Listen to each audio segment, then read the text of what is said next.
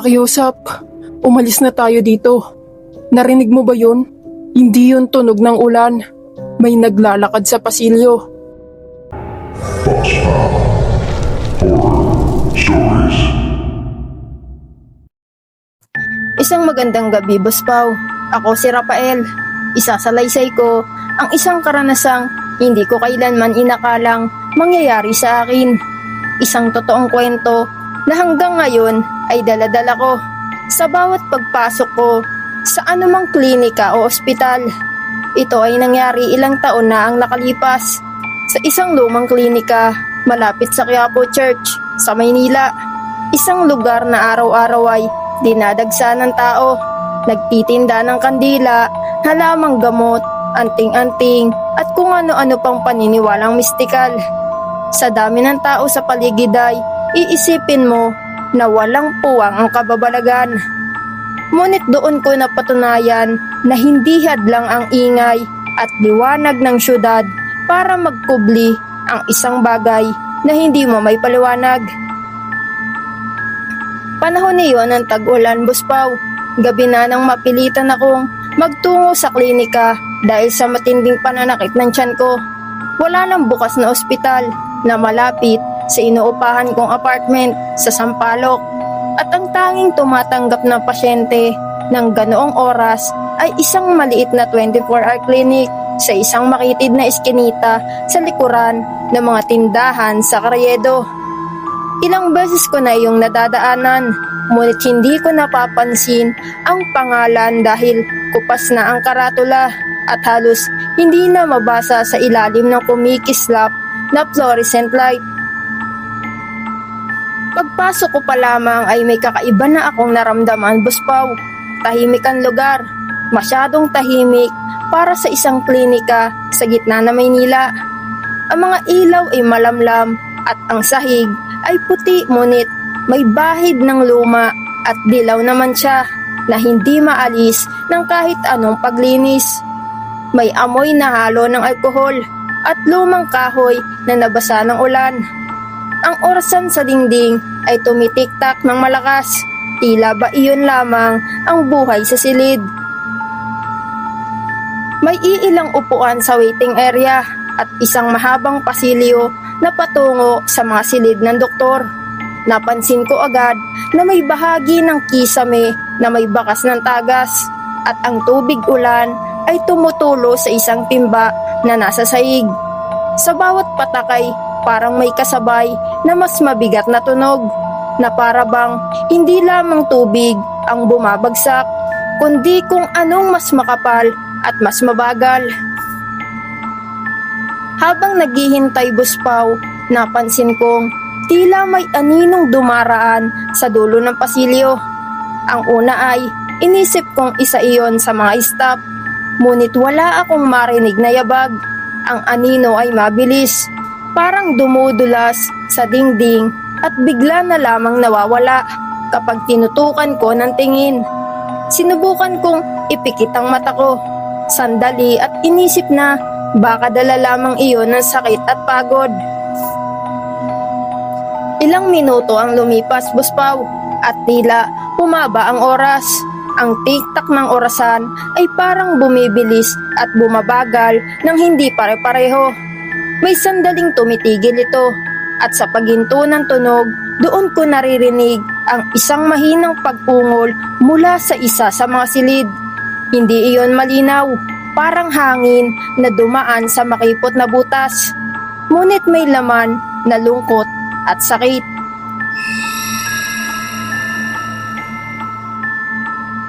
Naglakad ako patungo sa pasilyo, dala ang kaba at pagtataka. Sa kaliwa at kanan ay mga pintuang may maliliit na salamin sa gitna. Sa bawat salamin, makikita ang refleksyon ng ilaw sa kisame at ang sarili kong anyo. Ngunit sa isa sa mga pintuan, napansin kong may isa pang hugis sa likuran ko sa refleksyon. Nang lumingon ako ay wala namang tao. Nang tumingin akong muli sa salamin, naroon pa rin ang hugis.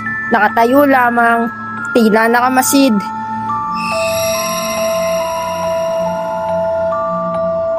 Ang pakiramdam ko, Boss Pau, ay may malamig na kamay na dumampi sa aking batok.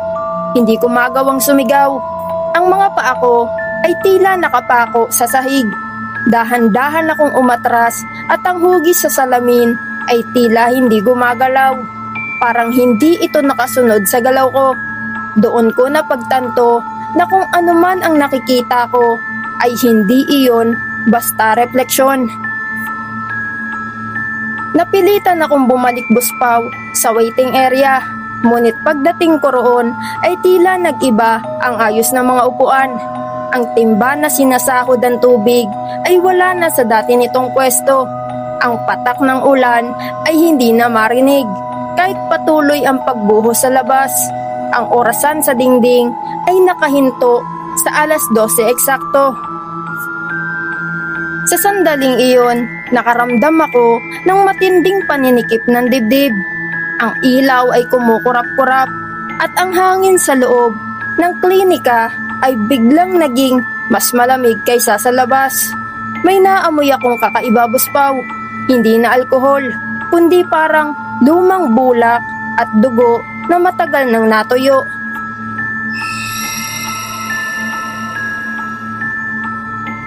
Sa isang sulok ng waiting area ay may pintong hindi ko napansin kanina. Bahagya itong nakabukas at mula roon ay may lumalabas na malamlam na ilaw.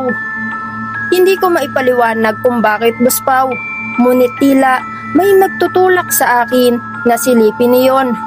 Sa bawat hakbang ko papalapit, ramdam ko ang pagbigat ng paligid na parabang ang hangin ay nagiging mas makapal. Pagbukas ko ng pinto ay bumungad sa akin ang isang lumang silid na tila hindi na ginagamit. May mga kama na kalawangin ang bakal. May mga kurtinang kulay abo na puno ng alikabok at sa gitna ay may isang lamesang may mga lumang gamit medikal. Ngunit ang pinaka nakakakilabot, Buspaw, ay ang dingding sa dulo ng silid. May bakas doon ng kamay, parang may nagtangkang kumapit o kumalabit sa sementong pader. Habang nakatitig ako sa bakas ng kamay, unti-unti itong tila nagiging mas malinaw. Parang may sariwang dugo na dumadaloy sa guhit nito. Ang malamig na hangin ay dumampi sa aking muka at sa gilid ng aking paningin ay merong gumalaw. Isang anino ang unti-unting humuhubog sa tabi ng kama. Dahan-dahan, tila nagkakaroon ng anyo.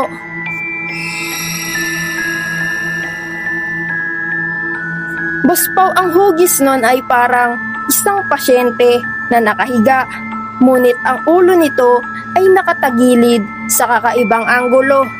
Ang mga kamay ay nakalaylay sa gilid ng kama at ang mga daliri ay mahaba at tila tuyo. Wala akong marinig na paghinga, ngunit naroon ang presensya at nakakasakal. Buspaw, bigla kong naramdaman ang matinding sakit sa aking tiyan. Mas masakit kaysa kanina. Napaluhod ako at sa pagtingala ko, ang hugis ay wala na sa kama. Ngunit sa sahig, sa tabi ko, may bakas ng basang yapak na papalapit sa kinatatayuan ko. 1, 2, 3, hanggang sa huminto ito ilang pulgada lamang mula sa aking tuhod. Hindi ko alam kung gaano katagal akong nanatili roon.